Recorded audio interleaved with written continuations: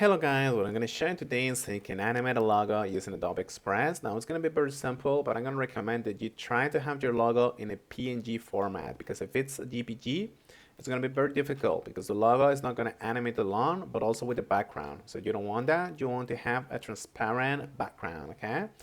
So what are we going to do? We're just going to open our logo, our image in this file, in this editor here.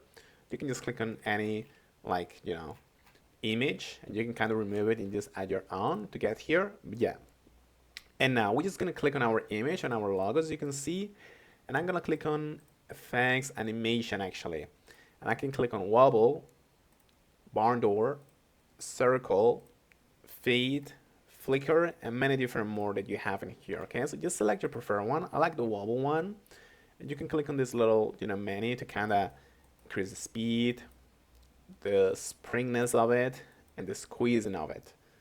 Okay, so just make it your own, guys. Just make it beautiful. Click on preview, and after you're ready, you can just download it as an MP4, as a video. Thank you so much.